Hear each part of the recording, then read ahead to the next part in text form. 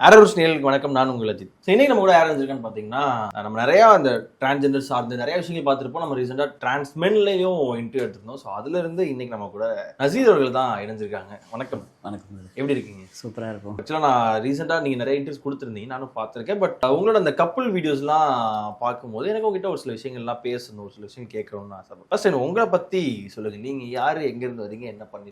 நான் வந்து நசீர் முகமது. நான் வந்து டிரான்ஸ்மென் தான். நிறைய பேருக்கு வந்து இன்னமுமே டிரான்ஸ்மென் அவேர்னஸ் இருக்கான்னு கேட்டால் ரொம்ப குறைவாக தான் இருக்குது. எங்கே போனாலும் அந்த கேள்விகள் வந்து இருக்க தான் செய்யுது. நீங்கள் எப்படி மாறினீங்க, அப்படி இது அதெல்லாம் கேட்குறத தாண்டி டிரான்ஸ்மென் ஒன்று இருக்கான்னு கேட்குற கேள்விகள் தான் அதிகமாக இருக்குது. ஐடென்டிஃபை பண்ணுறாங்க. நீங்கள் டிரான்ஸ்மென்ன்றது ஐடென்டிஃபை பண்ணி இல்லை, நீங்கள் சொன்னாதான் தெரியும். என்ன தெரியும்னா அந்த இன்டர்வியூ நிறைய கொடுத்துருக்கிறதுனால கேட்கறதுக்கு வாய்ப்பு இருக்குது. பட் ஆனால் மாறினவங்க சில பேரால் கண்டுபிடிக்க முடியாது. டிரான்ஸ்மென் அவங்களா சொன்னால் மட்டும்தான். அதை தவிர்த்து சர்டிஃபிகேட்ஸ் அதை வச்சு தெரிஞ்சுக்கணும். ஓகே, இது நீங்கள் வெளியே ஒரு டிரான்ஸ்மென் அப்படின்னு சொன்னதுக்கு அப்புறம் அவங்களோட முக பாவனையா இருக்கட்டும், அவங்க பேசுற விதமாக இது என்னவா இருக்கு, என்ன கேள்வி ஃபர்ஸ்ட் எடுத்து கேட்குறாங்க? நான் கடை வச்சிருந்ததுனால அந்த டிரான்ஸ்மென் இன்னும் இன்டர்வியூ கொடுக்கும்போது நிறைய பேர் வந்து வரவேற்பு கொடுத்தாங்க.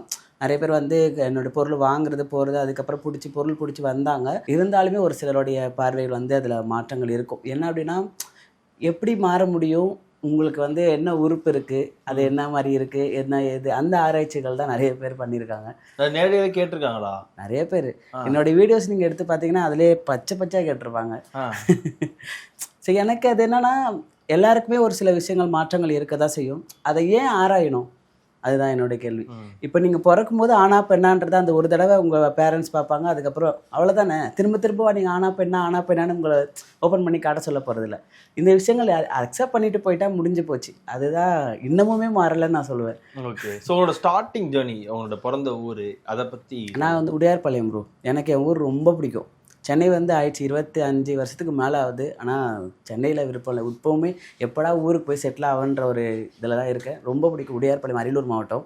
அங்கே தான் பிறந்தேன். 7th வரைக்கும் அங்கே படித்தேன். பாட்டி தாத்தா லைஃப் ரொம்ப சூப்பராக போயிட்டு இருந்துச்சு. பாட்டி எப்போ இறந்தாங்களோ லைஃப் அப்படி டோட்டலாக சேஞ்ச் ஆயிடுச்சு. 8th இங்கே சென்னை ஃபுல்லாக. நம்ம எப்படின்னா, நான் படிச்சுட்டே வேலைக்கு போகணும். காலைல வேலைக்கு போய்ட்டு திருப்பி படிச்சுட்டு மறுபடியும் வேலைக்கு போயிட்டு அப்படி உங்கள் லைஃப். ஏன்னா எனக்கு அப்புறம் 2 தங்கச்சி, ஒரு தம்பி. ஸோ அவங்க வாழ்க்கையை நம்ம பார்க்கணுன்ற ஒரு இதில் போயிட்டு இருந்துச்சு. ஸோ இப்போ இப்போ எல்லாத்துக்கும் ஒரு தருணம் இருக்கும். இப்போ நான் திருநங்கையாக இருந்தேன்னா, ஒரு ஆணாக இருந்து எனக்கு வந்து என்னோட உடம்புக்குள்ளே வந்துட்டு ஒரு பெண் உணர்வு வருது, நான் வந்து தன்னையும் மறந்து ஒரு பெண்மையை வந்து உணர்றேன்னு சொல்கிறேன். ஸோ அப்படி உங்களோட உடம்புக்குள்ள ஒரு விஷயங்கள் வந்து மாறி இருக்குல்ல, ஒரு மாற்றம் ஏற்பட்டிருக்கும். பெண்கள் கூட உட்கார்றதை வந்து கொஞ்சம் அவாய்ட் பண்ணணும், இல்லை பெண்கள் கூட உட்கார்றது கொஞ்சம் சங்கட்டமாக கஷ்டமாக இருக்குன்ற மாதிரி அது தருணம் எப்போ எப்படி நடந்துச்சு? ஆக்சுவலி நான் 7th வரைக்கும் ஊர்லன்றதுனால ட்ரெஸ்ஸிங்ஸ்லாம் அந்த அளவுக்கு எதுவும் பெருசாக கிடையாது. நான் ட்ரௌசர் போட்டாலும் ஓகே. ஏன்னா எனக்கு முன்னாடி அண்ணா இறந்துட்டாங்க. ஒரு அண்ணா பிறக்கும் போது. ஸோ அம்மா வந்து ட்ரெஸ்ஸிங் சென்ஸ்லேருந்து எல்லாமே ஜென்ஸ் மாதிரி தான் போட்டிருப்பாங்க. அது கம்ஃபர்டபுள் ஆகிடுச்சு எனக்கு. ஓகேங்களா, எனக்கு அது பெருசாக ஒரு வித்தியாசம் தெரியல. சென்னை வந்ததுக்கப்புறம் அதை மாற்றி தான் ஆகணுன்ற ஒரு சூழ்நிலை. ஏன்னா இங்கே அப்படி இருந்தால் பாதுகாப்பு இல்லை, நீ வந்து இந்த மாதிரி தான் போகணுன்னு நினைக்கும் போது எனக்கு எப்போ தான் எனக்கு ஏன் இந்த மாதிரி ட்ரெஸ் போடுறீங்க, இது எனக்கு பிடிக்கல, நான் பையன் தானே அப்படின்ற ஒரு இது. அது எங்கள் அம்மா வளர்த்ததுனால அப்படி இருக்கான்னு எங்கள் அம்மா நிறைய வாட்டி ஃபீல் பண்ணியிருக்காங்க. ஆனால் அப்படி எனக்கு கிடையாது. என்னை பார்க்கும்போது எனக்கே நான் நிறைய டைம் எடுத்துனோம், ஒருவேளை பைத்தியம் ஆகிட்டோமோ நம்ம, இது மாதிரி நம்ம அடிக்கடி ஒரு மாதிரி ஆகுது நமக்கு. ஏன்னா சில டைமில் எனக்கே ஒரு மாதிரி முடி நிறையா வருது. ஸ்கூல் எல்லாமே கேர்ள்ஸ் ஸ்கூல் தான். ஸோ அவங்கள பார்க்கும்போது உண்மையிலே எனக்கு, நான் நிறைய பெண்களை பார்த்து நான் வெக்க தான் பட்டிருக்கேன். நான் ஃபஸ்ட்டு என் ஃப்ரெண்டெல்லாம் 2-3 பேர் இருக்காங்க. அவங்களே சொல்லுவாங்க, நீ பிறந்தது பையனா பொண்ணா எனக்கே டவுட்டாக இருக்கு, நீ ஒரு வாட்டி போயிட்டு உள்ளே போய் பார்த்துட்டு வர, 2 பேர் பார்த்துட்டு அப்படிலாம் கூட கேட்டிருக்காங்க. டீச்சர்ஸ்க்கெலாம் கூட சொல்லியிருக்கேன். நான் தேன்மொழி மிஸ் அவங்களாம் இருப்பாங்க, அவங்ககிட்ட கூட சொல்லியிருக்கேன். யாருக்குமே அவேர்னஸ் கிடையாது. அப்போ இந்த மாதிரி ஒரு விஷயம் இருக்குன்னே தெரியாது. அந்த டைம் பீரியட்ன்றது அதை பற்றின முழுசா தெரியறதுக்கான ஒன்றுமே தெரியாது, இருக்காங்கன்னே தெரியாது. நான் இப்போ சொல்கிறேன், ரீசெண்டாக என்னோட காலேஜ் டைம்லேயே சொல்கிறேன், 2015 நான் முடிக்கும் போது கூட இது வந்து நிஜமாவே ஒரு பைத்தியக்காரத்தனம் தான், நாமளே ஏமாத்திக்கிறோம், இது ஏதோ ஒரு பிரச்சனை, பேசாமல். ஆமாம், நான் என்னுடைய 2nd டிகிரி போடும்போது நான் இன்ஜெக்ஷன் போட்டுக்கிட்டேன் என்னுடைய அந்த பார்ட்டில். ஏன்னா இந்த பார்ட்டு தான் நமக்கு பிடிக்காத பார்ட்டு, இதில் இன்ஜெக்ஷன் பண்ணி நம்ம செத்துடணும். ஏன்னா எனக்கு நீங்களே போட்டுக்கிட்டீங்க? நானே இன்ஜெக்ஷன் பண்ணிக்கிட்டேன். ஒரு ஆல் அவுட் எடுத்து நானே இன்ஜெக்ஷன் பண்ணிக்கிட்டேன். ஏன்னா எனக்கு ஆல் அவுட் இன்ஜெக்ட் பண்ணி, ஏன்னா எனக்கு எப்படி, ஏன்னா இது ஒன்றுமே புரியல. ஓகேங்களா, நான் ஆல்ரெடி கஷ்டம், சாப்பாடு கஷ்டம், நம்ம வீட்டு வேலைக்கு போயிட்டுருக்கோம், எந்த வேலை கிடச்சாலும் நான் போயிட்டுருப்பேன். ஏன்னா என் தம்பி தங்கச்சிங்க, எனக்கு உயிர் என் தம்பி தங்கச்சிக்கு எங்கள் அம்மா அப்பா, அவங்க வந்து நல்ல நிலைமைக்கு போகணும். இது ஒன்று தான் என்னுடைய கான்செப்டாக இருந்துச்சு. அதில் நான் என்னை தேடுறதே நான் விட்டுட்டேன். ஆனாலும் எனக்கு நிறைய பேரை பார்க்கும்போது இது பண்ணும்போது எனக்கு பயமாக இருக்குது. இது என்னோட லைஃப், இது இந்த மாதிரி ஒரு லைஃப்பில் நம்மளால் வாழ முடியுமா, நம்ம யார்கிட்ட சொல்ல முடியும்? ஏன்னா எங்கள் அம்மா அப்பா கிட்ட எக்ஸ்பிளைன் பண்ண முடியல. அவங்ககிட்ட சொன்னாலுமே அவங்களால படிப்பு அவங்களுக்கு இல்லைன்றதுனால அவங்க கிராமத்தில் பிறந்தவங்க. எனக்கு அவங்களுக்கு அதுக்கு மேலே எக்ஸ்பிளைன் பண்ணவும் முடியாது. அவங்களால அதை புரிஞ்சிக்கவும் முடியல. எனக்கு அது ரொம்ப சங்கடமாக போச்சு. அதுக்கப்புறம் 2017 தான் என் ஒய்ஃபு பார்த்தேன். ஒய்ஃபுக்கிட்ட நான் அப்போ எக்ஸ்பிளைன் பண்ணும்போது அவங்க அப்போ கூட லெஸ்பியனோ அப்படின்னு தான் ஃபஸ்ட்டு என்ன கேட்டாங்க. நீ லெஸ்பியன்? அதுதான் அவங்க ஃபஸ்ட்டு கேட்ட கேள்வி. நான் சொன்னேன், எனக்கு லெஸ்பியனா சத்தியமாக என்னன்னே தெரியாது அந்த டைம்லலாம். எனக்கு தெரியல. என்னுடைய மாற்றம் எனக்கு பையனாக இருக்கணும். அதை தவிர்த்து எனக்கு எதுவுமே இல்லை. அந்த பையனாக மாறுறதுக்கு நான் என்னுடைய எல்லாத்தையும் நான் கிட்னி கூட வைக்க போனேன் ப்ரோ. ஏன்னா கிட்னியை விற்றுட்டு அந்த காசை வச்சு நம்ம ஆப்ரேஷன் பண்ணிக்கலாம் பேசாமல் அப்படின்னு சொல்லிட்டு. ஏன்னா திருநங்கைகள் மாறுறாங்களா, அப்போ திருநம்பிங்கள்ன்ற ஒரு விஷயம் கான்செப்டே எனக்கு அப்புறம் தான் தெரியும். அது வேறு விஷயம். அந்த நேமே எனக்கு கொஞ்ச நாள் கழிச்சு தான் தெரியும். ஸோ நம்ம பேசாமல் போயிட்டு ஆப்ரேஷன் பண்ணி இந்த உறுப்பை ஏதாவது மாற்றிக்க முடியுமா, ஏதாவது பண்ணலாமா அப்படின்லாம் சொல்லிட்டு நான் கிட்னியை விற்கிறதுக்குலாம் நான் ட்ரை பண்ணி ஒரு 57,000 அதுல எல்லாம் இழந்திருக்கேன். கிட்னி விற்க ட்ரை பண்ணேன். ஓ, ட்ரை பண்ணி நீங்க 57,000. எனக்கு ஆன்லைன்ல சொல்றாரு, உங்களுக்கு எல்லாமே ஓகே, நீங்க பண்ணிடலாம். சர்ஜரி பண்றதுக்கு நீங்க ஒரு 30,000 செலவு பண்ணு. ஏன்னா நிறைய ப்ரொசீஜர் இருக்கு. இந்த டாக்குமெண்ட் மாத்திரம், அந்த டாக்குமெண்ட் பார்க்கணும். ஃபர்ஸ்ட் 7,000 கொடுத்தேன். அப்புறம் 7,000, அப்புறம் ஒரு 15,000. இப்படி நிறைய காசு இதுலயே அழிச்சிருக்கேன். சரி, ஆனா இப்போ நீங்க சொன்ன விஷயத்துல எனக்கு ரொம்ப இது என்னன்னா, பிறப்புறுப்புல ஊசி போட்டுக்கிட்டேன்னு சொல்லும் போது அதுக்கு அடுத்து அது எவ்வளவு பெரிய இஷ்யூவா இருக்கும். ரொம்ப பிரச்சனையாச்சு. நிறைய நான் ஃபேஸ் பண்ணேன்னா ஹாஸ்பிட்டலுக்கு. ஏன்னா எனக்கு ஒரு எப்படி சொல்றது, போட்டு கரெக்டாக ஒரு 1/2 hourலேயே செம்ம ஜுரம். வீட்டுக்கு அம்மா வந்துட்டாங்க. எனக்கு ஒரு மாதிரி நடுங்குது. அம்மாட்ட சொல்கிறேன், அம்மா என்னால் முடியலம்மா, எனக்கு ஒரு மாதிரி இருக்குது. ஆனால் அம்மாக்கிட்ட நான் சொல்லலை, இன்ஜெக்ஷன் பண்ணிட்டேன்னா சொல்லலை. அம்மா ஹாஸ்பிட்டலுக்கு கூப்பிட்டு போகிறாங்க. ஜிப்பு வந்து போடும்போது நான் ஜீன்ஸ் பண்ண போடுவேன். அப்போ ஜிப்பு போடும்போது ஜிப்பு குத்துருச்சுன்னு சொல்லிட்டு தான் ஹாஸ்பிட்டலில் சேர்க்குறாங்க. டாக்டர் நம்பவே இல்லை.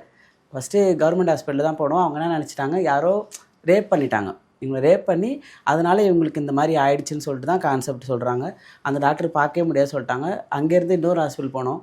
அந்த ஹாஸ்பிட்டலில் 2 நாள் வெயிட் பண்ணுங்க, டாக்டர் வந்தால் பார்க்கலான்னு சொல்லிட்டாங்க. எங்கள் அம்மா பயந்துட்டாங்க. ஏன்னா மேலா இருக்கும்போதே உங்களை ரேப் பண்ணிட்டேன் அப்படின்ற மாதிரி.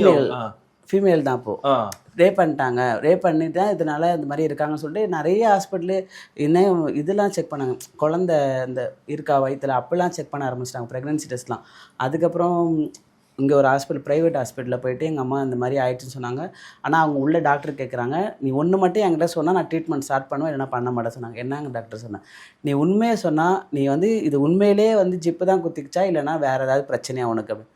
இல்லை டாக்டர் ஜிப்பு தான் இது ஆயிடுச்சு, நீ பொய் சொன்னால் நான் கண்டிப்பாக ட்ரீட்மெண்ட் பண்ண மாட்டேன், உண்மையை சொல்லும்போது தான், இல்லை டாக்டர் எனக்கு வாழ பிடிக்கல, நான் இன்ஜெக்ஷன் பண்ணிக்கிட்டேன், இதை வெளில சொல்லாத, கண்டிப்பாக இது ப்ராப்ளம் ஆகும், கேஸ் ஆகிடும், நீ படிக்கிற பிள்ளை எதுவும் பண்ணிக்காத அப்படி சொன்னாங்க. அது அவங்க இது பண்ணிட்டாங்க.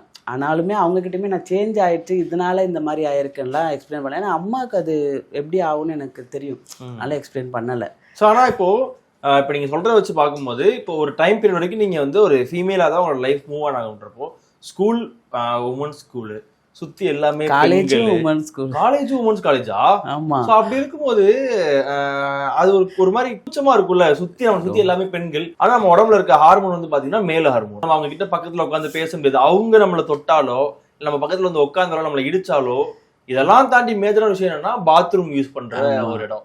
ஸோ அப்போ எல்லாரும் முன்னாடியும் அந்த பாத்ரூம் போகிறதுக்கு உள்ளே போக வர்றது, அந்த ஒரு டைம் பீரியட்லாம் எப்படி நீங்கள் ட்ராவல் பண்ணி வந்தீங்க? இப்படி ஒரு லைஃப் தேவையான்னு தான் ஆயிடுச்சு எனக்கு. இப்படி ஒரு லைஃப் தேவையா, ஏதாவது ஒரு வகையில் அதை தேடி கண்டுபிடிச்சிட மாட்டோமா நம்ம யாருன்னு அப்படின்னு தான் நான் தேடிட்டு இருந்தேன்.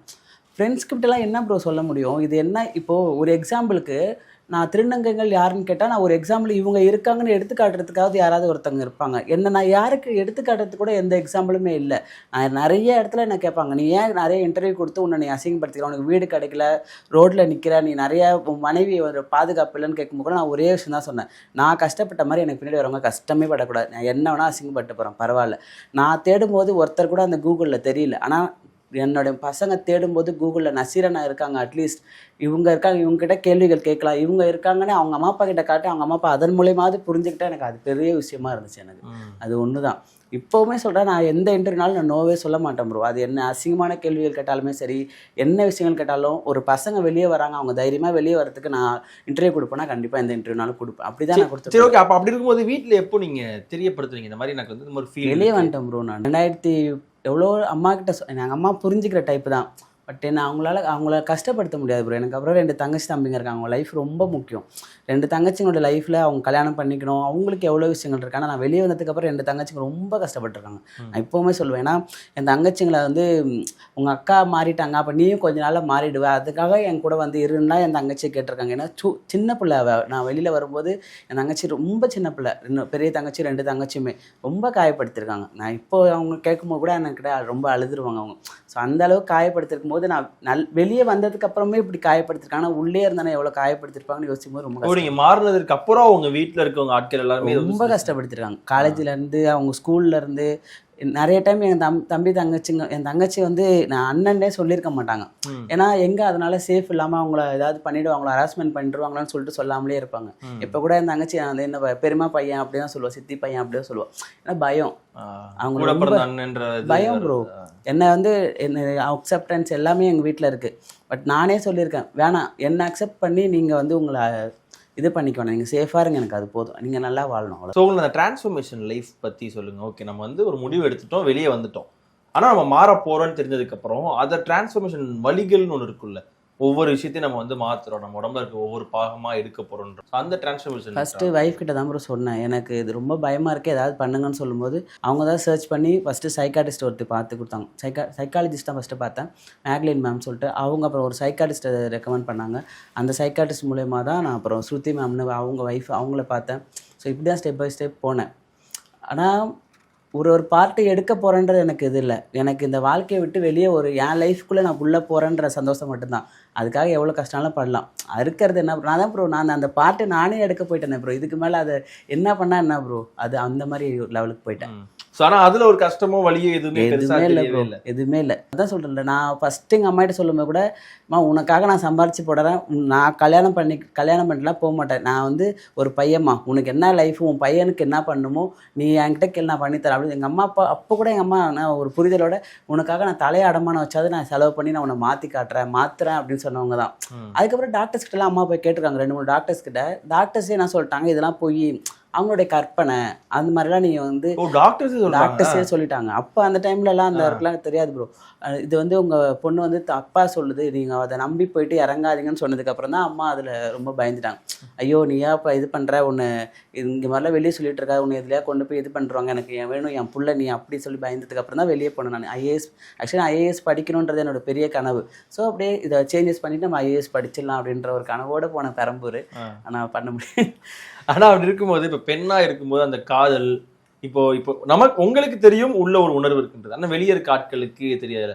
ஸோ அப்போ அந்த காதலோ இல்லை இந்த மாதிரியான விஷயங்கள்லாம் உங்கள் வாழ்க்கையில் எப்படி வந்துச்சு? நான் பண்ணவே கூடாதுன்னு நினச்சேன் ப்ரோ. காதல்ன்றதெல்லாம் விஷயம் வேணாம். ஏன்னா எனக்கு அதான் சொல்கிறேன், தம்பி தங்கச்சிங்க லைஃப்பை பார்க்கணும் ப்ரோ. எனக்கு அவங்களோட நல்ல நிலைமைக்கு போகிறதுக்கு அப்புறம் தான் நான் கல்யாணன்ற ஒரு விஷயத்தை நான் யோசிக்கணும்னு நினச்சேன். 2017 கூட நான் எப்படி அந்த லவ்வில் விழுந்தேன் அப்படின்றதுனா, தம்பியோட டீச்சர் அவங்க, என் ஒய்ஃபு. ஸோ அவள் வந்து தம்பி டெய்லியுமே பாடத்தை பற்றி பேசுகிறானா இல்லையா, ஒய்ஃப் பற்றி பேசிகிட்டே இருப்பான். என்னென்னா ஒரு டீச்சர் இருக்காங்க, அவங்க பேர் நஸ்ரீனு, போர்டில் நம்பர் எழுதி போட்டிருக்காங்க. நம்பர் எழுதி போட்டு இதை யாருக்குமே கொடுக்கக்கூடாது, முக்கியமாக ஜென்ஸ் யாருக்குமே கொடுக்கக்கூடாது, உங்களுக்கு எதாவது டவுட்னா என்கிட்ட ஃபோன் பண்ணி நீங்கள் கேட்கலாம், எந்த டவுட்னாலும் எந்த நேரத்தினாலும் நான் சொல்லி தருவேன். ஆனால் இந்த நம்பர் வந்து யாருக்காவது தெரிஞ்சுன்னா கண்டிப்பாக நான் உங்களை வந்து டிசி கொடுத்து அனுப்பிச்சிடுவேன் அப்படின்னு அனுப்பிச்சிருந்தாங்க. அதே வயசான தாத்தாவாக இருந்தால் கூட அந்த நம்பரை அவங்ககிட்ட ஷேர் பண்ணக்கூடாது. ஸோ அந்த டைமில் எனக்கு இப்படி ஒருத்தங்களா, இந்த டைமில் கூட இப்படி ஒருத்தவங்களா அப்படின்னு நினைக்கும் போது இவங்கள பார்த்தே ஆகணும், இவங்ககிட்ட பேசி ஆகணும் அப்படின்னு அந்த டைம்லையுமே ஒரு விஷயம் தோணுச்சு. இவங்ககிட்ட நம்மளுடைய லைஃப்பை ஒப்படைச்சா லைஃப் நல்லா இருக்குன்னு தோணுச்சு. அவங்க பேரை கேட்கும்போது அவங்கள்ட்ட பேசும் அந்த விஷயங்கள், தம்பி ஒரு விஷயம் ஷேர் பண்ணும்போது இவங்ககிட்ட நம்ம லைஃப் நல்லாயிருக்கும். எனக்கு எங்கள் அம்மாவை பார்க்குற மாதிரி இருந்துச்சு. இன்னொரு அம்மா, ஆனால் அவங்கள நான் பார்த்ததே கிடையாது. அவங்க பேர் மட்டும் தான் தெரியும், இவங்களை பற்றின விஷயம் என் தம்பி சொல்கிறது மட்டும் தான் தெரியும். அதுக்கப்புறம் நம்பர் நான் வந்து சேவ் பண்ணேன். அந்த நம்பரை கிட்டத்தட்ட 2016 நவம்பர் மாதத்துலேருந்து ட்ரை பண்ணுறேன். அவங்களுக்கு நான் மெசேஜ் பண்ணுறேன், கால் பண்ணுறேன், ஒரு ரெஸ்பான்ஸ் இல்லை. கரெக்டாக 2017 அன்னைக்கு ஜனவரி 1ஆம் தேதி கரெக்டாக 12 மணிக்கு நான் அவங்களுக்கு வந்து ஹாப்பி நியூ இயர், ஏன்னா நியூ இயர் அன்னைக்கு பண்ணோன்னா யாராக இருந்தாலும் ரெஸ்பான்ஸ் பண்ணுவாங்கன்னு ஒரு நம்பிக்கை. அதனால் ஹாப்பி நியூ இயர் போட்டுட்டு அடுத்த செகண்டே ஐ லவ் யூன்னு தான் அமிச்சேன். நான் 2வது மெசேஜ் அமிச்சிட்டு கண்டிப்பாக இதில் வந்து ரெஸ்பான்ஸ் வராது, ஏன்னா இத்தனை நாள் வரல, இன்றைக்கி என்ன ரெஸ்பான்ஸ் வரப்போகுதுன்னு நினச்சேன். ஃபஸ்ட்டு நீங்கள் யார், எதுக்கு நீங்கள் எனக்கு இந்த மாதிரி மெசேஜ் அனுப்புறீங்க, அவங்க நிறைய கொஸ்டின் கேட்டிருந்தாங்க. இல்லை நீங்கள் பயப்படாதீங்க, நான் ஒரு பொண்ணு தான், என்னுடைய தம்பியோட டீச்சர் நீங்கள், அதனால மெசேஜ் அனுப்பிச்சேன். இல்லை நான் நம்ப மாட்டேன், நீங்கள் வந்து பொய் சொல்கிறீங்க, நீங்கள் ஒரு பையன்தான், நீங்கள் ஏன் என்கிட்ட பொய் சொல்லணும் அப்படி சொல்லிட்டு கேட்டேன். இல்லை நான் இது பொய்லாம் சொல்லலை, இந்த மாதிரி நான் ஏன்னா எடுத்தோடனே இந்த சேஞ்சஸ்லாம் சொன்னோன்னா யாராக இருந்தாலும் பயந்துருவாங்க. அதனால் சொல்லலை. ஒரு 3 மணி நேரம் 4 மணி நேரம் கான்வர்சேஷன் போச்சு. அதுக்கப்புறம் மறுநாள் ஒரு 2 நாள் நல்லா பேசிவிட்டு அதுக்கப்புறம் நான் சொன்னேன், இந்த மாதிரி எனக்கு இருக்குது அப்படின்னு சொன்னேன். அவங்க இல்லை நீங்கள் லெஸ்பியன், நீங்கள் என்னை வந்து இது பண்ண பார்க்குறீங்க, நான் எனக்கு அந்த மாதிரி பழக்கலாம் பண்ணேன், என்னுடைய வருங்கால ஹஸ்பண்டை ரொம்ப லவ் பண்ணுறேன், அவங்க மேலே உயிரே வச்சுருக்கேன், நான் அந்த மாதிரி டைப் கிடையாது, நீங்கள் லெஸ்பியனாக இருக்கிறது இப்போ தப்பு இல்லை, நீங்கள் வேறு உங்கள் லெஸ்பியன் இதில் யாரையாவது இது பண்ணிக்கோங்க அப்படின்னு அவங்க சொன்னாங்க. நிஜமாக சொல்கிறேன், எனக்கு லெஸ்பியன்னா என்னன்னு தெரியாது, நான் லெஸ்பியன்லாம் நான் கிடையாது, எனக்கு இந்த மாற்றங்கள் இருக்குது, எனக்கு யார்கிட்ட சொல்கிறதுன்னு தெரில, எனக்கு உங்ககிட்ட சொன்னால் ஒரு கம்ஃபர்டபுளாக இருக்குன்னு தோணுது, அதனால் எங்கள் அம்மா மாதிரி நினச்சி நான் உங்ககிட்ட சொல்கிறேன் அப்படின்னு சொன்னோன்னே, சரி வெயிட் பண்ணுங்க நான் என்ன இதுன்னு சொல்கிறேன்னா, அதுக்கப்புறம் பேச்சுவார்த்தை ரொம்ப கம்மியாயிடுச்சு, ரொம்ப பேச மாட்டாங்க. ஆனால் அவங்க ரெஸ்பான்ஸ் பண்ணாங்க, என்னோடய ஃபீலிங்ஸ்க்கு ரெஸ்பான்ஸ் பண்ணாங்க. சரி ஓகே நீங்கள் எதுவும் ஃபீல் பண்ணாங்க. ஒரு இதுக்கு மேலே இந்த டாக்டர்ஸ் எல்லாம் பார்த்துட்டு இதெல்லாம் பண்ணும்போது சைக்காட்டிஸ்ட்டை பேசும்போது அவங்க உண்மைன்னு சொன்னதுக்கப்புறம் இவங்க என்னோடய ஃபீலிங் ரொம்ப இம்பார்ட்டன்ட் கொடுத்தாங்க. நீங்கள் ஃபீல் பண்ணாதீங்க, உண்மையிலே இருக்கான், நீங்கள் இதெல்லாம் இது பண்ணிக்காதீங்க, ஏதோ இந்த தப்பான முடிவுலாம் போகாதீங்க, நீங்கள் ஆல்ரெடி தப்பான முடிவு எடுத்தேன்னு சொன்னீங்க, அந்த மாதிரி விஷயத்தில் போகாதீங்க, நீங்கள் உன் பையன் தான், நான் நம்புகிறேன், நான் உங்களை இனிமேல் வாடாப்படம் தான் கூப்பிடுவேன்னு சொல்லிட்டு ஃபஸ்ட்டு வாடாப்படான்னு கூப்பிட்டதே அந்த பர்சன் அவங்க தான். ஸோ அது ஒரு நல்லா இருந்துச்சு அந்த ஒரு ஃபீலிங்ஸ். ஏன்னா அது லவ் அதெல்லாம் தாண்டி நமக்குன்னு நம்மளுடைய ஃபீலிங்ஸ்க்கு ரெஸ்பான்ஸ் பண்ணுற ஒரு பர்சன் வந்து கிடைச்சது பெரிய விஷயம். ஸோ அந்த டைமில் அந்த ஹாப்பியாக இருந்தது. ஸோ அதுக்கப்புறம் அது எப்படி காதலாக மாறுச்சு? 3-4 மாதம் எனக்கு நான் லவ் பண்ணிட்டு தானே இருந்தேன். நம்மளுடையிலேருந்தே அந்த அவங்கள பற்றி கேட்கும்போதே நான் லவ் பண்ணிட்டு தான் இருந்தேன். ஆனால் அவங்க அது லவ்வாலாம் இது பண்ணலை, அக்செப்ட் பண்ணிக்கல.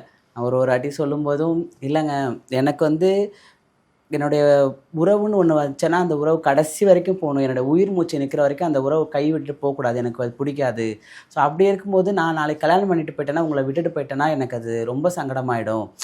எனக்கு ஃப்ரெண்ட்ஷிப்பாக இருந்தால் கூட அது கடைசி மூச்சு வரைக்கும் வச்சுக்கணும்னு நினைக்கிறேன். என் வருங்கால ஹஸ்பண்டை நான் ரொம்ப லவ் பண்ணுறேங்க, நான் உங்களை விட்டுட்டு போகக்கூடாது. ஒரு உறவில் நீங்கள் எனக்கு கூட வரீங்கன்னா அது கடைசி வரைக்கும் அந்த உறவு வந்தால் மட்டும் தான் நான் அக்செப்ட் பண்ணுவேன்னு சொல்லிட்டாங்க. இல்லை பரவாயில்ல நீங்கள் கல்யாணம் பண்ணிக்கு வர போது என்கிட்ட பேசுங்க அப்படின்னு சொன்னேன். அப்படி நான் பேச மாட்டேன் அப்படின்னு சொல்லிட்டாங்க. அப்புறம் கொஞ்ச நாளுக்கு அப்புறம் நார்மலாக பேசுவோம், என்ன எது அப்படின்னு சொல்லிட்டு பேசும்போது ஒரு டைம் அவங்களே முடிவு பண்ணி எதுக்காக அவங்க இது பண்ணாங்கன்னு எனக்கு தெரியாது. ஆனால் எல்லா என்னுடைய ட்ரீட்மெண்ட் முதற்கொண்டு எல்லாத்துக்குமே அவங்க தான் கூட நின்னாங்க. இந்த போடுங்க, அந்தந்த ஹாஸ்பிட்டல் போங்க, எல்லாமே ரெஸ்பான்ஸ் பண்ணி எல்லாம் பண்ணாங்க. அது வெளியில் வந்ததுக்கப்புறம் தான் அவங்களுக்கு அந்த லவ் பண்ணி கல்யாணம் பண்ணி எனக்கு லவ் இருந்துச்சுன்னு அவங்களுக்கு அப்புறம் தான் நான் இது பண்ணேன். ஆனால் அவங்க வந்து வெளியில் வந்ததுக்கப்புறம் தான் என்னை லவ் பண்ண ஆரம்பித்தாங்க ரொம்ப. சரி, இப்போ அவங்க லவ் பண்ணி இப்போ நீங்கள் 2 பேரும் சேர்ந்து வீடியோ போடுறீங்க, இப்போ டிரான்ஸ்ஃபர்மேஷன் போடுறீங்க, முன்னாடி இப்படி இருந்தோம் இப்போ எப்படி ஆகிட்டோம்னு சொல்லி, ஸோ இதுக்கு சமூகத்திலேருந்து என்ன வரவேற்பு கிடைச்சிச்சு, என்ன விமர்சனங்கள்லாம் சந்திச்சிங்க? வெளியில் போகும்போதெல்லாம் ரொம்ப அசிங்கப்படுத்துவாங்க ப்ரோ. சில அந்த வீடியோலேயே ரொம்ப கேட்பாங்க, உங்களுக்கு வந்து எப்படி வளர்ந்துச்சு, எப்படி இருக்குது, இதெல்லாம் கேட்பாங்க. என்ன பேச முடியும் நீங்கள் வாயிலே வேற ப்ரோ. அதெல்லாம் அது ஒரு கேள்வியாக அதை கேட்கும்போது எனக்கு சங்கடமாக தான் இருக்கும். ஒரு பொண்ணோட லைஃபை கெடுத்துட்டீங்கன்னு சொல்லுவாங்க. நான் அந்த பொண்ணை ஏமாற்றி நான் கூப்பிட்டு வரல, நான் அவங்கக்கிட்ட என்ன உண்மையோ அது எல்லாமே சொல்லியிருக்கேன். அதுக்கப்புறம் எங்கள் 2 பேர் மனசு ஒத்து போய் தான் நாங்கள் கல்யாணம் பண்ணிக்கிட்டோம். கல்யாணம் பண்ணி எங்கள் லைஃப்பை நாங்கள் வாழ்ந்துட்டுருக்கோம். அதில் நிறைய பேரோட லைஃப் எப்படி போகுதுன்னா, நீங்கள் வந்து இஸ்லாமில் இருக்கீங்க, இஸ்லாமை அசிங்கப்படுத்துறீங்க, பெண்களுடைய வாழ்க்கையை நீங்கள் கெடுக்குறீங்க, நீங்கள் இந்த மாதிரி மாறினதால் இன்னொரு பொண்ணோட லைஃப்பும் வேஸ்ட்டாக போகுது அப்படின்னு சொல்லி தான் நிறைய பெண்ணும் என்கிட்ட பேசலாம், ஒய்ஃப்கிட்ட தனியாலாம் கூப்பிட்டு நிறைய பேர் ஃபோன் பண்ணி பேசுவாங்க. நிறைய அவங்கள மாற்றுவாங்க, இது மாதிரி இதெல்லாம் தப்பு, நீங்கள் இந்த மாதிரிலாம் பண்ணக்கூடாது, நான் உங்களுக்கு தப்பிச்சு போகிறதுக்கு என்னென்ன வழியோ அதெல்லாம் நான் சொல்கிறேன் அப்படிலாம் சொல்லி, நான் உங்களுக்கு எவ்வளோ பணம் தரேன், உங்களுக்கு வந்து என்ன லைஃபோ உங்களோட லைஃபை நீ பார்த்துக்கிறதுக்கு நான் என்னென்ன வசதியோ அதெல்லாம் நான் பண்ணித்தரேன்னு பேசியிருக்காங்க. ஆனால் இப்போ நான் இதுக்கு முன்னாடி ஒரு டிரான்ஸ் கப்புள் எல்லாமே இன்டர்வியூலாம் பண்ணியிருக்கேன், டிரான்ஸ்மென்லாம் இன்டர்வியூ பண்ணியிருக்கேன், நிறைய பேர் வந்து சந்திச்சிருக்கேன்றப்போ அவங்க எல்லாமே கப்புளாக மாறினதுக்கப்புறம் கேட்குற முதற்குள்ள அதாவது கேள்வி என்னன்னா, உங்களுக்குள்ள எப்படி அதெல்லாம் நடந்துக்கிறோம், உங்களுக்கு எப்படி அதெல்லாம் இருக்கும், நீங்க குழந்தை பெற்றுக்க முடியுமா, இந்த மாதிரி நிறைய கேள்விகளை அவங்கள சந்திச்சு அதுக்கெல்லாம் பதிலளிக்க முடியாம தான் தாண்டி ஒரு வாழ்க்கைக்குள்ள போயிருப்பாங்கன்ற மாதிரிலாம் சொல்லியிருக்காங்கன்றப்போ, ஸோ உங்களோட பாதை எப்படி இருந்துச்சு அப்போ? இல்லை கேட்பாங்க ப்ரோ. இப்போ சில டைமில் வந்து நம்ம வாடகைக்கு போகிற இடத்துலேயே கூட, ஒரு வீட்டில் வாடகைக்கு போகிறேன், அந்த வீட்டில் ஃபஸ்ட்டு போனோடனே ஒரு 2-3 வீட்டில் சொன்னேன் ப்ரோ. சொன்னதுக்கப்புறம் அவங்களுடைய சேஞ்சஸ் வந்து ரொம்ப டிஃப்ரெண்ட்டாக எங்களை ட்ரீட் பண்ணுற விதம் எனக்கு பிடிக்கல. அதனால் ஒரு வீட்டில் நான் என்ன பண்ணேன், சொல்லாமல் போகலாம், என்ன ஆகிட போகுது, எல்லோரும் மாதிரி தான் நம்ம வாடகை கொடுக்க போகிறோம், எல்லோரும் மாதிரி தான் நம்மளும் வாழ போகிறோன்னு சொல்லிட்டு போயிட்டேன். அவங்க இன்டர்வியூ பார்த்துருப்பாங்க போல், என்னை வந்து கேட்குறாங்க, உனக்கு அசிங்கமாக இல்லை, வீட்டில் வந்து அசிங்கமாக இல்லை அப்படின்னு கேட்குறாங்க வாசலில் நின்று. என்னாச்சுமா அப்படின்னு கேட்டேன். இன்டர்வியூலாம் பார்த்தேன், இவங்க என்ன கேட்பாங்க என்னை பார்த்து, நீ வந்து காசுக்காக கண்டதுங்கெல்லாம் கொண்டு வந்து உள்ளே வச்சுருக்கான்னு கேட்க மாட்டாங்க. நான் ஒரே ஒருத்தன் கேட்டேன், நான் என்ன பண்ணேன், உங்களுக்கு நானும் வாடகை கொடுக்குறேன், நானும் அட்வான்ஸ் கொடுக்குறேன், ₹1 இது பண்ணாமல் நானும் எல்லாமே கொடுத்துட்ருக்கேன், மா இதெல்லாம் பேசாத, ரொம்ப அசிங்கமாக இருக்குது, இந்த மாதிரி ஒரு வாழ்க்கையை வாழ்கிறதுக்கு நீங்கள் 2 பேரும் ஏதாவது பண்ணிக்கலாம் அப்படின்னு சொல்லிட்டு மேலே ஏறி போயிட்டாங்க விருன்னு. நைட்டு 12 மணிக்கு வைஃப் வந்து வாஷ்ரூம் ஏந்து போயிருக்காங்க, ஜன்னலில் நிற்கிறாங்க. நாங்கள் என்ன பண்ணுறோன்னு பார்க்கறதுக்கு ஜன்னலை திறந்து வச்சுட்டு பார்க்குறாங்க வீட்டு ஓனர். அப்போ யோசிச்சு இவங்க நைட் என்னதான் பண்ணுவாங்க என்னதான் சொல்லிட்டு ஓப்பன் பண்ணி பார்க்குறாங்க. அவங்க ஓனர்ன்றதுனால அப்படி பார்க்குறாங்க. இவங்கெல்லாம் வந்து கேள்விகள்லாம் தான் கேட்க முடியும். ஸோ அதனால என்னென்ன கேள்விகள் ப்ரோ, இதெல்லாம் வந்து கம்மி ப்ரோ, இந்த குழந்தை பெற்றுக்க முடியுமா, அதெல்லாம் வந்து கம்மி ப்ரோ, நீ உங்கள் வீடியோ அனுப்புங்கலாம் கேட்டிருக்காங்க ப்ரோ. நீங்கள் எப்படி இருப்பீங்கன்னு வீடியோ அனுப்புங்கன்னு கேட்டிருக்கவங்களாம் நிறைய பேர் இருக்காங்க. அப்போ நீங்கள் பண்ணுறத வீடியோ அனுப்புங்க, நான் அப்புறமா அனுப்புகிறேன்லாம் நான் சொல்லியிருக்கேன். நான் ஃபஸ்ட்லாம் வந்து ரொம்ப யோசிப்பேன், இவங்களுக்குலாம் பதில் பேசணுமா அப்படின்னு. என் ஒய்ஃப் ஒன்று தான் சொன்னாங்க, அவங்க உங்களை காயப்படுத்தி யோசிக்கிறாங்களா, யோசிக்கிறதில்ல, நீங்களும் திருப்பி காயப்படுத்திட்டு போயிட்டே இருங்கன்னு சொல்லிட்டு சொல்லுவாங்க. ஓகே, ஆனால் இதை இப்போ இந்த திருநம்பி, இந்த காதல், இதெல்லாம் ஒரு பக்கம் இருந்தாலும் இந்த சமூகம், அதாவது இந்த ரிலீஜியன்ற வரும்போது அது ரொம்ப பெரிய தாக்கத்தை அந்த இடத்துல ஏற்படுத்தும். ஏன்னா இஸ்லாமிய ஒரு பெண் அப்படின்றப்போ அது நார்மலாகவே ஒரு ஹிந்துவும் ஒரு முஸ்லீம் பொண்ணும் கல்யாணம் பண்ணுறாங்க. ஏன்னா நம்ம அவங்களையும் இன்டர்வியூ பண்ணிக்கிறப்போ அவங்க லைஃப் எப்படி இருக்குன்றலாம் கேட்டுருப்போன்றப்போ ஒரு திருநம்பியும் ஒரு இஸ்லாமிய பெண் அந்த ஒரு காதலுக்கு அதுக்கான விமர்சனங்கள், ஒரு இஸ்லாமிய பெண்ணை நீ எப்படி காதலிக்கலான்ற ஒரு விமர்சனம் வந்து சந்திச்சிருப்பீங்களா? இஸ்லாமிய பெண்ணை எப்படி காதலிப்பேன் தாண்டி ஸ்கார்ஃப் போடாத, நீ வந்து என்ன வேணா பண்ணு, யாரை வேணா கல்யாணம் பண்ணி என்ன வேணா பண்ணு, ஆனா நீ அதை முஸ்லீமா பண்ணாத, ஸ்கார்ஃபை கட்டி. யாருக்குமே ரைட்ஸ் இல்லை ப்ரோ. உண்மையாக சொல்லப்போனால் ஒரு இஸ்லாமை ஃபாலோ பண்ணுறது அவங்களுடைய ரைட்ஸ். அது யார் வேணால் ஃபாலோ பண்ணலாம், அவர் பிடிச்சிருந்தா ஃபாலோ பண்ணலாம். இவங்க இப்படி தான் பண்ணணும் அப்படி தான் பண்ணணும் கடவுள் எந்த இதுலையுமே சொல்லலை. ஓகேங்களா, நான் எப்படி மாறியிருக்கேன்றது நான் கடவுளுடைய நாட்டம் இல்லாமல் கண்டிப்பாக நான் மாறி இருக்க முடியாது. அவர் ஒரு ஒருத்துலேயும் நான் இதை தான் சொல்லுவேன், அவர் நாட்டம் இல்லாமல் நான் மாற முடியாது. என்னுடைய மாற்றம் அவங்களுக்கு தெரியும். நான் அவங்கக்கிட்ட எதாக இருந்தாலும் எனக்கும் கடவுளுக்கும் உள்ள டீலிங்கு நீங்கள் என்ன பேச போகிறீங்க? நீங்கள் போய் பார்க்க முடியுமா கடவுள்கிட்ட போய் இந்த டீலிங்கை நீங்கள் ஏன் மாற்றுனீங்கன்னு சொல்லிட்டு ஏதாவது மாற்ற முடியுமா? ஒன்றுமே பண்ண முடியாது ப்ரோ. அதை எப்படி கேட்பாங்கன்னா, இந்த ஸ்கார்ஃபை நீ அவுத்துட்டு எதனால பண்ணுன்னா சொல்லுவாங்க. ஸ்கார்ஃபை அவுக்குன்னு சொல்றது எவ்வளவு பெரிய தப்பு தெரியுமா? சொல்லலாமா? ஒரு பொண்ணை போய் நீ ஸ்கார்ஃபை அவுத்துட்டு பண்ணு, புர்கா அவுத்துட்டு பண்ணு, அது அவங்கவுங்க விருப்பம் ப்ரோ. வேற அவங்க என்ன தனிப்பட்ட முறையில இந்த ஒரு விஷயத்துக்கு, அதாவது உங்களுக்குள்ள வந்ததுக்கு அப்புறம் அவங்க தனிப்பட்ட முறையில சந்திச்ச விமர்சனங்கள்லாம் என்ன சொல்லுவீங்க? அதான் இவங்க கூட வாழ்றதுக்கு என் கூட வந்து வாழலாமே, என் கூட வந்து இருந்துட்டு போனா நான் உனக்கு இவ்வளோ ப்ரோ. நடுவில் நான் வந்து யூடியூப்பில் வீடியோ போட்டிருக்கப்ப எனக்கு நிறைய பேர் வந்து கால் பண்ணி அவங்கக்கிட்ட நீங்கள் என் கூட வந்து இருந்துட்டு நான் எவ்வளோ வேணாலும் உனக்கு காசு தரேன்னு சொல்லி 1 மணி நேரத்துக்கு இவ்வளோ காசு தரேன்னு சொல்லிலாம் பேசியிருக்காங்க ப்ரோ. ஓகே, நீங்கள் இவ்வளோ ஓப்பனாக பேசுகிறீங்க, இவ்வளோ விஷயங்கள் பேசுகிறீங்கன்றப்போ ஒரு கேள்வி, அதாவது உங்களோட ஆரம்ப கட்டத்தில் உங்களுக்கு ஒரு பேர் ஒன்று இருந்திருக்கும்ல, அந்த பேர் என்ன சொல்லி கூப்பிடுவாங்க? அந்த பேர் இப்போயும் சொன்னால் உங்களுக்கு அது வந்து திரும்பி பார்க்குற பழக்கம்ன்ற ஒன்று இருக்கா? நித்யா ப்ரோ என் பேர். நான் வந்து என்ன சொல்லுவேன்னா, அவங்களுக்கு என்ன அப்படி தான் தெரியும். ஓகேங்களா, நான் சீரன்றதை தாண்டி நித்யாவை தான் தெரியும். அது அவங்க மேலே தப்பு இல்லை. ஓகேங்களா, திடீர்னு மாற்றங்கள் வந்து இப்போ எனக்கே வந்து என்னுடைய மாற்றங்கள் யோசிக்கும் போது என்ன பண்ணுறதுனே தெரியாமல் நானே ஒரு பைத்தியக்காரத்தனமாக நான் சொன்னல தப்பான ஒரு முடிவு எடுக்கும்போது அவங்களுக்கு அந்த மாற்றம் எப்படி ப்ரோ ஏற்றுக்க முடியும்? கூப்பிட்டா ஒன்றும் தப்பு இல்லை, நான் எதுவுமே யோசிக்க மாட்டேன். வேலைக்கு போகும்போதோ இல்லை ஒரு இன்டர்வியூ அட்டன் பண்ணும்போதோ இல்லை ஒரு விஷயம் நான் வந்து ஒரு திருநம்பி அப்படின்னு சொல்லி ஒரு வேலை இடத்துல ஒரு ஹெச்ஆர் கிட்டேயோ இல்லை ஆப்போனண்ட்டில் இருக்க ஒரு பர்சன்ட்ட சொல்லும் போது அவங்க என்ன சொல்கிறாங்க? இன்டர்வியூ எடுக்கிறத விட நம்மளை முதல்ல மேலேருந்து கீழே வரைக்கும் பார்த்துன்னு இருப்பாங்க ப்ரோ. பார்த்துட்டு இருப்பாங்க. அதுக்கப்புறம் சர்டிஃபிகேட்ஸ் தான் பேச போகுது, என்னோட திறமை தான் பேச போகுது. அது ரெண்டுத்தையுமே நிராகரிச்சிருவாங்க. நம்மளுடைய அந்த மாற்றங்கள், ஐயோ இதனால் எங்கள் கம்பெனிக்கு எவ்வளோ அசிங்கம், இதனால் நாங்கள் என்ன பண்ண முடியும், நீங்களாம் என்னத்தை வேலை பார்க்க போகிறீங்க அப்படின்வாங்க. சில பேர் வேலையை வாங்கிட்டு கடைசியில் சம்பளம் கொடுக்கும்போது நீ என்ன வேலை பண்ண, உனக்குலாம் வேலை கொடுத்ததே பெருசு, இல்லை உனக்கு சம்பளம் ஒரு கேடான்னு கேட்டவங்க தான் நிறைய பேர் இருக்காங்க. நிறைய இடத்துல வேலை பார்த்துட்டு நான் சம்பளம் கொடுக்காம சம்பளம் ஏமாத்தான் ப்ரோ வெளியே வந்திருக்கேன். ஸோ அதுதான் ரொம்ப கஷ்டமாக இருக்கும். அதுவே நான் பெண்ணாக இருக்கும்போது நான் எவ்வளோ சம்பாரிச்சிருப்பேன், அது எவ்வளோ பேர் எவ்வளோ இடத்துல எங்கள் அம்மா அப்பால எந்த நிலைமையில் வைக்கணும்னு நினச்சி இந்த ஒரு மாற்றத்தினால அதெல்லாம் வந்து கஷ்டப்படுத்திட்டோன்ற கூட யோசிச்சிருக்கேன் நிறைய டைம். ஓகே ஓகே, நிறைய விஷயங்கள் ஷேர் பண்ணிங்க, நிறையா சொன்னீங்க ப்ரோ. எனக்கு என்னென்னா உங்களை பார்க்கும்போது நிறைய பேர் வந்து ஓப்பன் அப் பண்ணுறதுக்கு இல்லை அவங்க உடம்புல இருக்க ஒரு மாற்றத்தை வந்து சொல்கிறதுக்கோ இல்லை நான் மாறிட்டேன்னு சொல்கிறதுக்கோ வந்து பயந்த ஆட்கள் இருக்காங்க. மாறிட்டேன்றதை வெளியே காட்டக்கூடாது, நம்ம வந்து ஒரு மறைமுகமான ஒரு வாழ்க்கையை வாழ்ந்துட்டு போகலான்னு நினைக்கும் போது இல்லை நான் இப்படி தான் என்ன பார்த்தாச்சும் ஒரு மாற்றம் இருக்குன்னு சொல்லி நம்பி யாரும் வெளியே வாங்கன்னு நீங்கள் ஒரு ஸ்டாண்ட் எடுக்கிறதுன்றது ரொம்ப ரொம்ப நல்ல விஷயம். அதை தாண்டி உங்கள் கூட ஒருத்தவங்க நிற்கிறாங்க, ஏன்னா அவங்களால இப்போ வர முடியல, அவங்க வந்து வெளியூரில் படிச்சுட்டு இருக்காங்கன்றப்போ, ஆனால் அவங்க உங்க கூட நிற்கிறாங்கல்ல, ஸோ அது இன்னமும் நல்ல விஷயம் தான். ஏன்னா ஓகே நம்மளால ஒரு லைஃப் வாழ முடியும், நமக்கு ஒரு பார்ட்னர் கிடைப்பாங்க, அந்த பார்ட்னர் ரொம்ப கம்ஃபர்டபுளாக நம்மளை வச்சுப்பாங்க அப்படின்ற ஒரு லைஃப்க்கு ஒரு அடையாளமாக நீங்கள் இருக்கீங்க. ஸோ உங்கள் லைஃப் இதே மாதிரி ரொம்ப சக்ஸஸ்ஃபுல்லாக போகணும், நிறைய விஷயங்கள் நீங்கள் பண்ணுங்கள், நிறைய சாதிப்பீங்க. கண்டிப்பாக இன்னொரு நாள் அவங்க வந்ததுக்கு அப்புறம் அவங்களுக்கு ஒரு கப்புள் இன்டர்வியூ பண்ணணுன்ற ஒரு ஆசை இருக்கு. ஸோ மீண்டும் சந்திப்போம் ப்ரோ. தேங்க்யூ.